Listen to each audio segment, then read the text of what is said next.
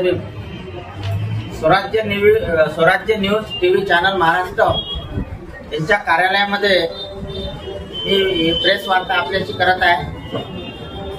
Press वार्ता करण्यासाठी print मीडियाचे प्रतिनिधी, इलेक्ट्रॉनिक मीडियाचे प्रतिनिधी या ठिकाणी आलेले आहे।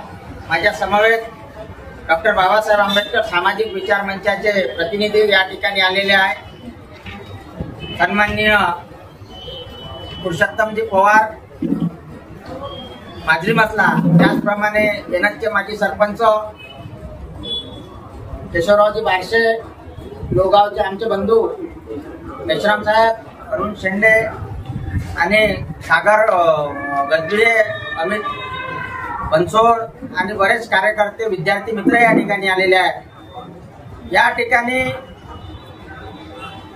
प्रेस वार्ता घेण्याचं कारण असं आहे, या ठिकाणी महाराष्ट्रामध्ये विधानसभेच्या निवडणुका येत्या 20 नोव्हेंबरला सार्वत्रिक निवडणुका होऊ घातलेल्या आहेत आणि त्या सार्वत्रिक निवडणुकीमध्ये या ठिकाणी महायुती आणि महाविकास आघाडी हे या ठिकाणी प्रामुख्याने महाराष्ट्रामध्ये सत्तेत आणि विरोधामध्ये त्या ठिकाणी आहे। या 24च्या होऊ घातलेल्या निवडणुकीमध्ये सत्तेत असलेली महायुती ही परत एकदा सत्ता मिळवण्यासाठी त्या ठिकाणी कंबर कसून या ठिकाणी प्रचारात आहे। त्याचप्रमाणे महाविकास आघाडी ही त्या ठिकाणी महायुतीला पराभूत करून या महाराष्ट्राची सत्ता आपल्या हातात घेण्याकरता जीवाचं रान या महाराष्ट्रामध्ये। मित्रहो, बंधूंनो, विषय या ठिकाणी असा आहे की या दोन्ही महायुती आणि महाविकास आघाडीच्या या ठिकाणी जाहीरनामे प्रसिद्ध झालेले आहेत। तो जाहीरनामा ज्या महायुतीने आणि महाविकास आघाडीने प्रसिद्ध केला, हा जाहीरनामा ह्या 26 तारखेला जो महाराष्ट्र गव्हर्नमेंटमध्ये येईल, जो महाराष्ट्राच्या सत्तेवर येईल, तो जाहीरनामा त्या राजकीय पक्षाने, त्या महाविकास आघाडीने किंवा त्या अलायन्सने या ठिकाणी तो अंमलात आणावा अशी प्रामाणिक जनतेची इच्छा असते आणि तो अंमलात आणण्यासाठीच हा जाहीरनामा त्या ठिकाणी ते पक्ष संघटना त्या ठिकाणी काढत असतात। परंतु मित्रहो, या ठिकाणी अनुभव असा आहे की आजपर्यंत ज्या राजकीय पक्षाने जाहीरनामे तयार केले आणि जे राजकीय पक्ष त्या ठिकाणी जाहीरनामे काढून सत्तेत आले, त्या राजकीय पक्षानं तो पूर्णपणे जाहीरनामा या ठिकाणी अंमलात आणला असं त्या ठिकाणी दिसत नाही। म्हणून मतदार म्हणून या ठिकाणी आमची खंत या ठिकाणी अशी आहे का आज जे महायुती आणि महाविकास आघाडीने जे जाहीरनामे प्रसिद्ध केले, ते जाहीरनामे कृपया जाहीरनामे न ठेवता ते तुम्ही वचननामे केले पाहिजे। हा विषय, ही मागणी या ठिकाणी डॉक्टर बाबासाहेब आंबेडकर सामाजिक विचार मंचाच्या वतीने या ठिकाणी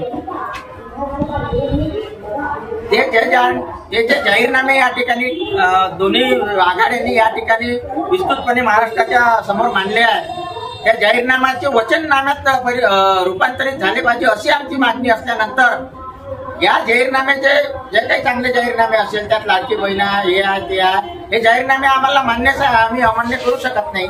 परंतु धामणगाव विधानसभेमधल्या आमच्या ज्या काही मूलभूत मागण्या आहेत, आमच्या ग्रामीण भागातील जनतेच्या, ह्या मागण्या थोडशा या ठिकाणी वेगळ्या, त्या मागण्या या ठिकाणी त्या लोकप्रतिनिधीच्या निदर्शनास झाल्या पाहिजे आणि त्या मागण्या आमच्या ओळखल्या पाहिजे।